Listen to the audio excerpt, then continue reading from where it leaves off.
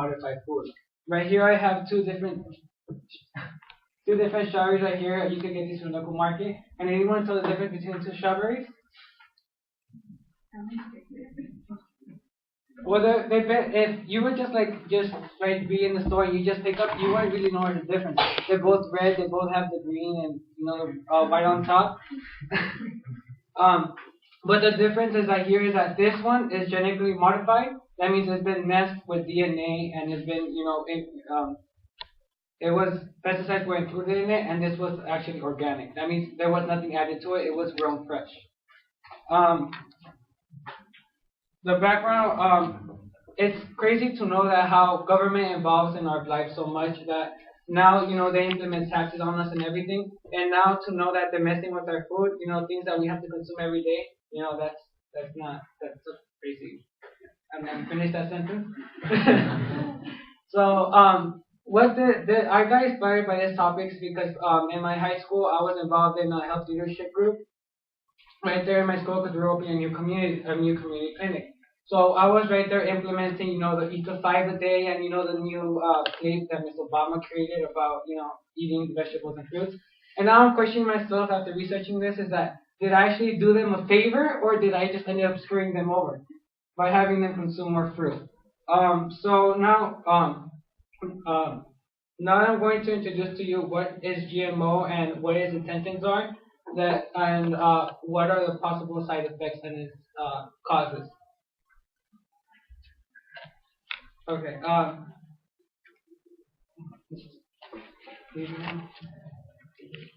Okay. So I want to explain the intro and evasion of grow. So basically, GMO is, as you can see here, it's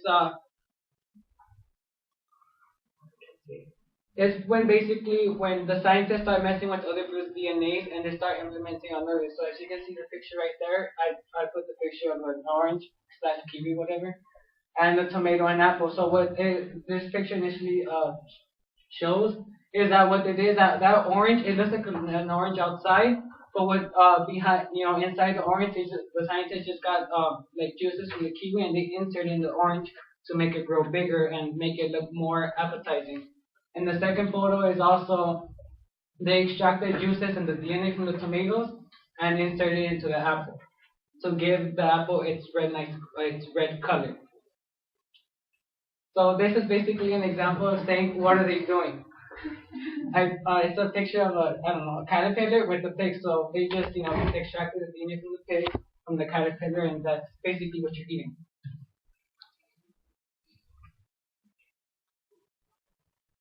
Okay. So it's already in your local food.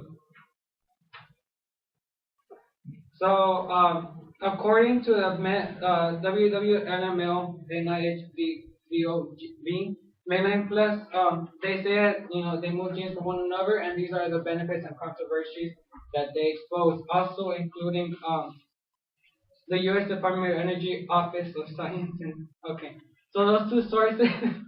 They basically highlighted the benefits and the controversies of each one. So the benefits enhanced taste and everything, but I would say that's because of the two mixture of fruits. And then controversies like domination of one food group, and since you're mixing two different DNAs, it could be potentially harmless. It could be potentially harmful.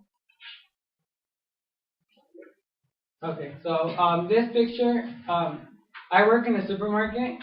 So I looked this up in our sheet whatever, and right here it tells you this picture shows 3 different stickers, and each of them shows how can you identify organic between generally modified food. Do you see in the purple one when it has 5 numbers starting with an 8, that means it's genetically modified. The middle one means it's grown conventionally, and when you're trying to look for organic, it will usually say organic on it, but usually markets, they like taking off stickers and mixing them around so they can actually market more.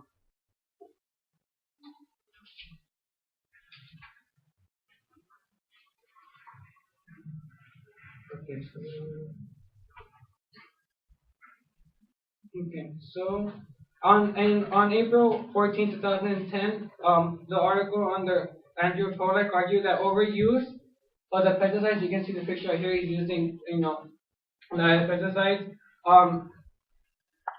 The dangers of it is that we're being exposed to more poison into our body. Um, and in tomorrow's table, organic farming, genetics, and future of food by Ronald, we discussed that with the use of too many pesticides, they're relying on this too much because it's cheaper. That they're moving us away from organic food, so we're ending up consuming more pesticides uh, more than ever. So now that I gave a little bit insight of the effects, now I'm going to expose you to the growing numbers. Okay. So these are the percentage of 100%. As you can see, the USA has used 57% of GMO compared to other countries.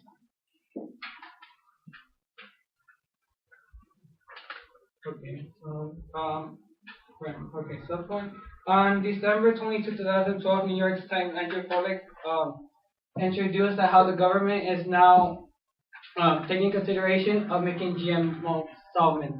That means they're going to be combining different DNAs from different animals to make a small solvent like this into something like that, so that way they could make more marketing out of that. Okay, so now that I explained the irony behind GMOs, the cheaper in labor, but it costs our body over time, now I'm going to do a quick summary. Okay, so now that I explained to you what GMO is and how it's involved in our food and how it's being more widespread,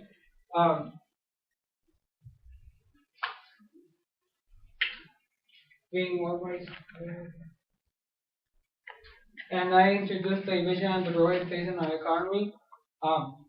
One thing to remember before you go to the supermarket, make sure, like when you go Sprouts or Bonds or Ralph's, there are two different sections, organic and genetically modified. Make sure to stop by the organic thing and then try it. Just try a piece of organic. Trust me, there will be a taste of difference. So next time, go to the supermarket, don't forget to check out the organic section. Thank you.